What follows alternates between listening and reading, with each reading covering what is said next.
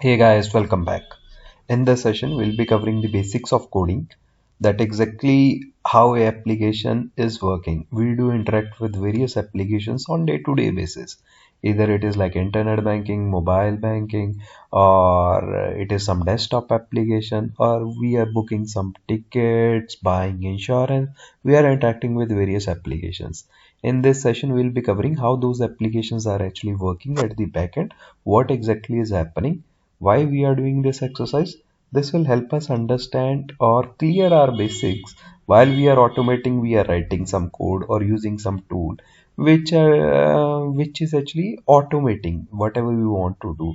In terms of we are interacting with the application, that interaction is automated. But what is going on at the backend?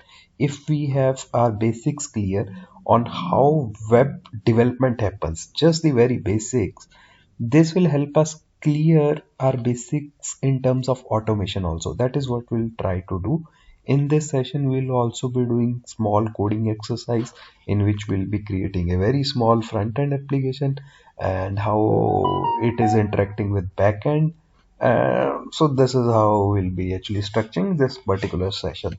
So any application, if we talk about web application, very basic web application, it is made up of these three components: web, after that backend, after that database. Web or front end, that is also called front end. After that backend, or it is called the application layer, which is again interacting with database. It is two-way interaction at each layer. Now let us get started with web, creating a very small front-end application, right? Just small HTML. We'll be creating small HTML page. I have opened a notepad. You can actually open I have opened it in Notepad++, but if you have Word or Notepad, any application will do.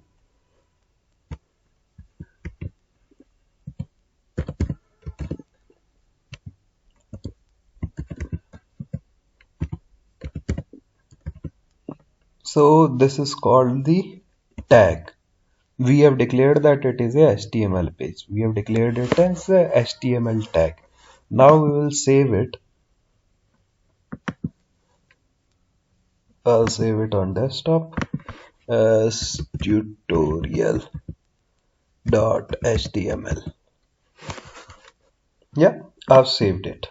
This particular file. We have just written this much. We have just declared that it is a HTML file. I'll click on it. It has opened right over here. You can see that it has opened.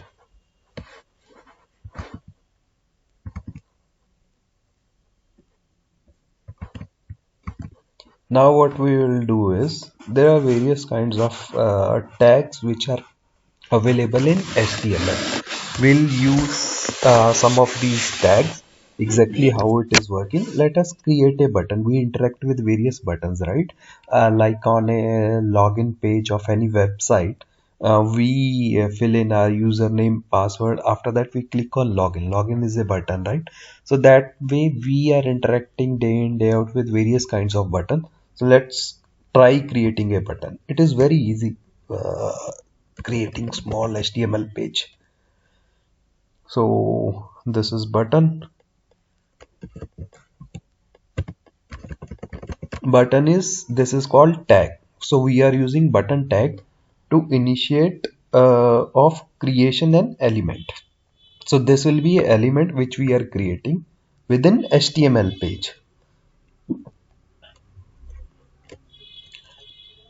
Let us give it name show. That's it.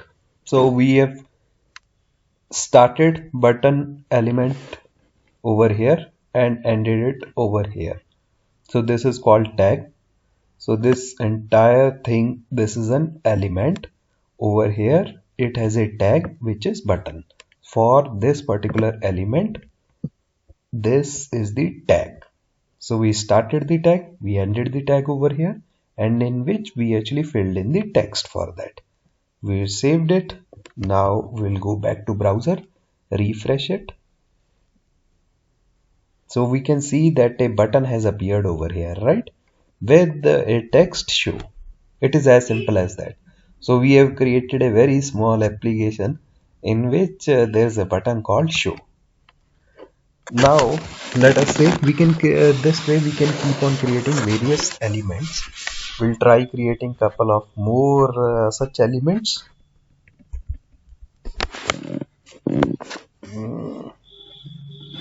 Let us say I want to create simple text element, right, wherein I want to write something. So let us create a small student application, right, student database or teacher database application.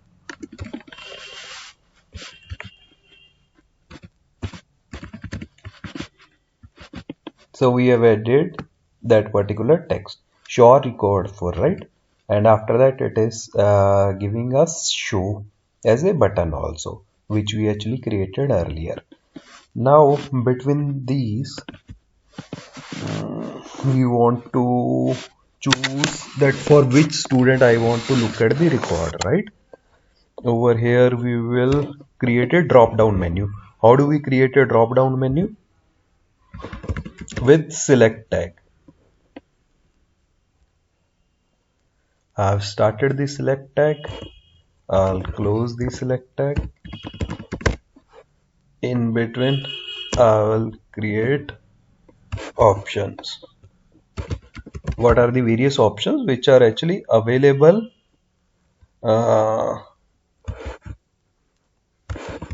in this particular list?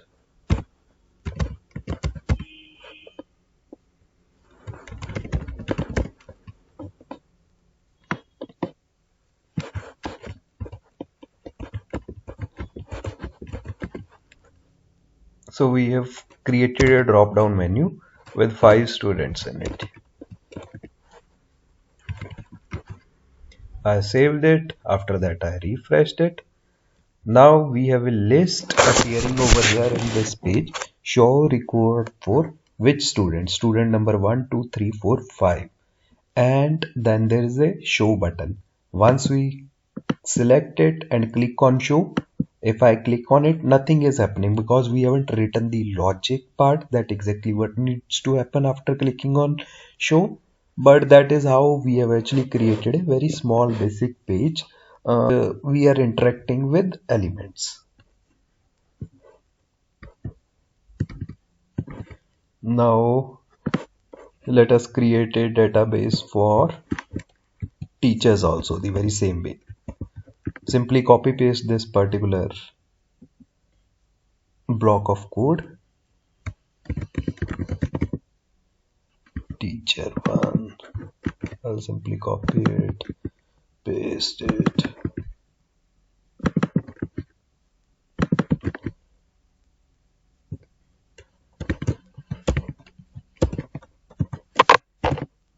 I'll save it and refresh it.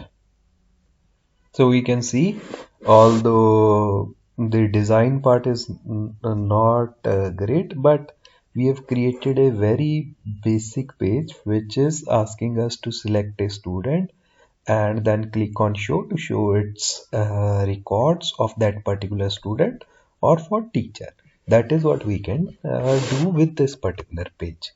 Now if now just a very basic design concept, what we'll do is to bring it back to the next line from show records for teacher, we'll put it in some other element. This entire thing, we'll create a new element that is div and we will close it over here.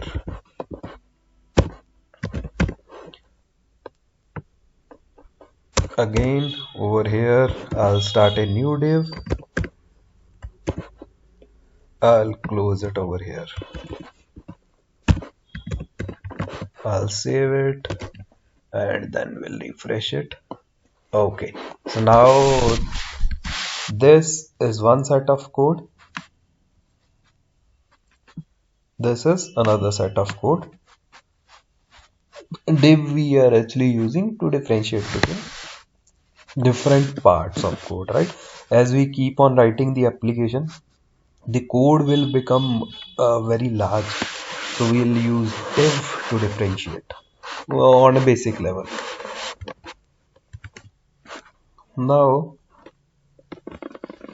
let us, now what we want to do, let us say we want to add a student over there in the list, right? We'll create a, we can use text over here, but to just to showcase you another option or another tag how we can actually use it, we'll use p, that is paragraph tag. Below you can add students and database.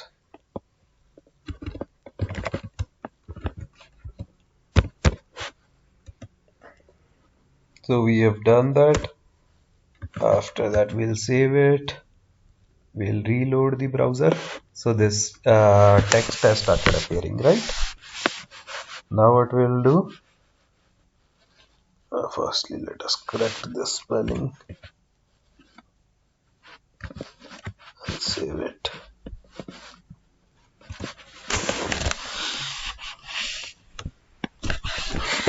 Now we'll create a box in which someone can actually write something. So how do we create such a box? There's a tag for that also, that particular requirement. It is called input.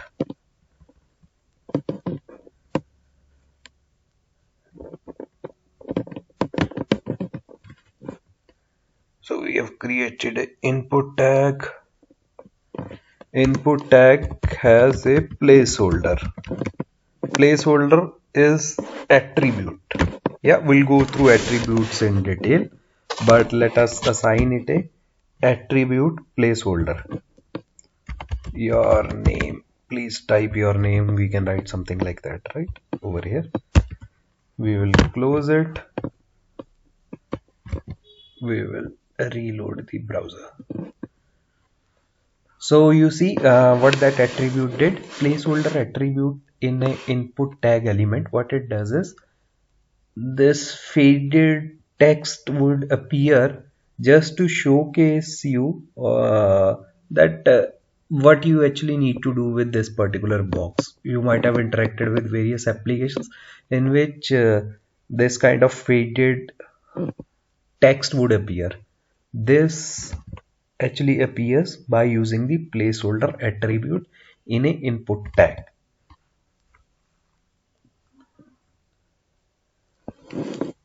Now let us create another text.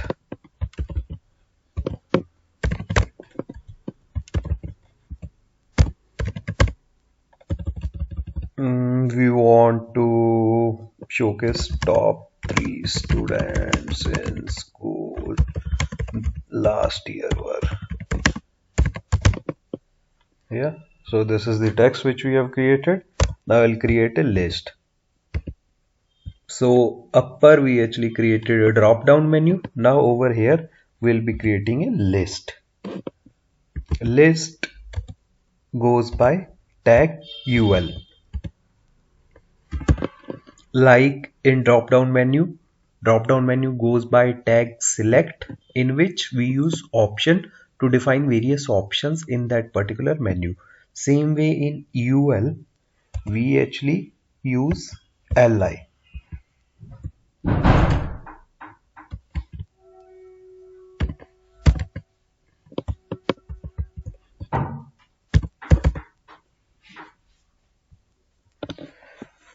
This is number 1 student name. Over here we will have number 2 student name. Again we'll put it in list close tag start, list tag end. Again list tag start, list tag end. Number 2, number 3. Yeah, we'll save it. We will refresh the browser. So this has started appearing, top 3 students. Yeah,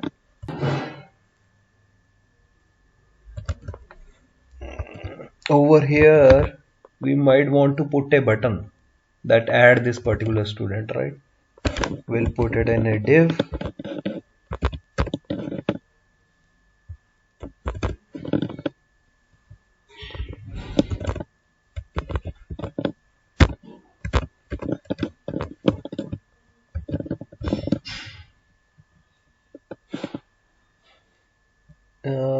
What has happened? Sorry.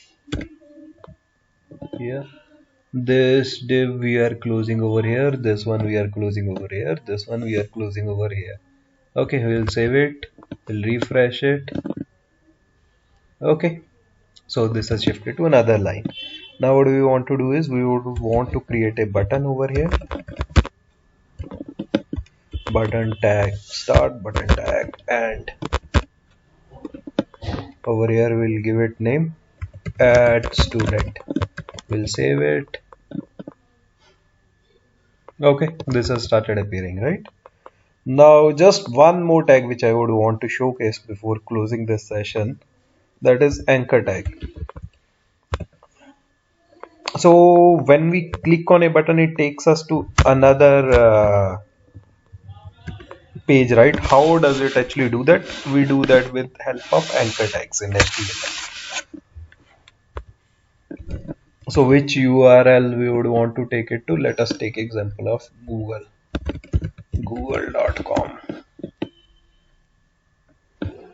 We'll copy it. We will paste it over here under the href attribute of anchor tag.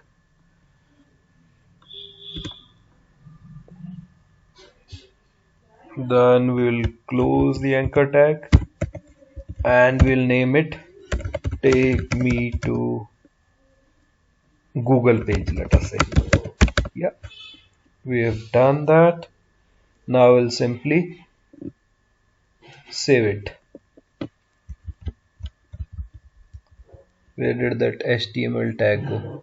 We started HTML, right? Where did that go? Okay, we might have deleted it accidentally. We will close HTML. Okay, we'll save it. And we will refresh this particular page. Now if we'll click on take me to Google, it will take us to Google. If we'll go back, this is how you can actually change from one page to another. If we had another page within our website, we could give its reference over here and it would take us to that particular page. That is how we can actually shift from one page to another within a website. Now we have seen different type of tags which we can actually use while creating a web page, right? So I believe our basics are clear in terms of how a very small application gets created just using the HTML. Now over here, anchor tag, we have given attribute href, right? Same way input, we have given attribute of placeholder.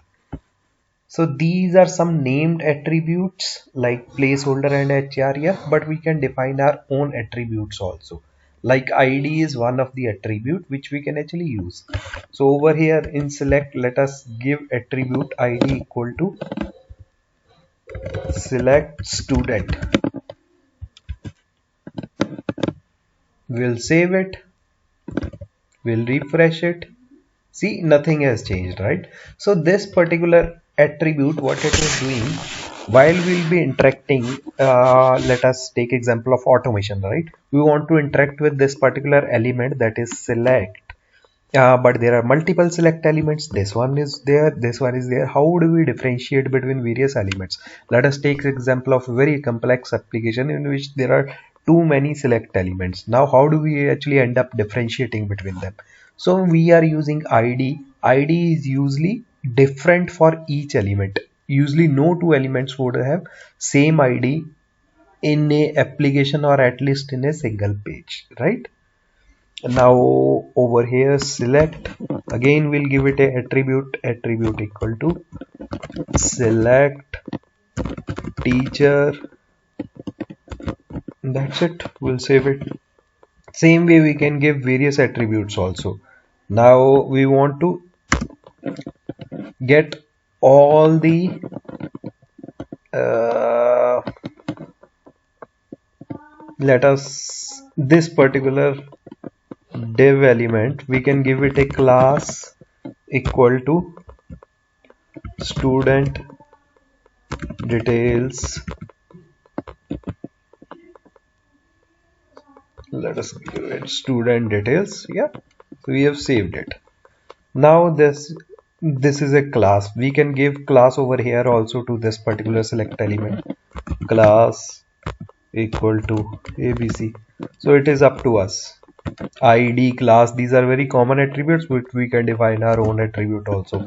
Like abc is a attribute, and we can give its value as whatever xyz, whatever we want to give. It doesn't really matter, we can define our own attribute. There are certain attributes which gets used normally, like id, class, placeholder for input, or href for anchor, but we can define our own attributes also.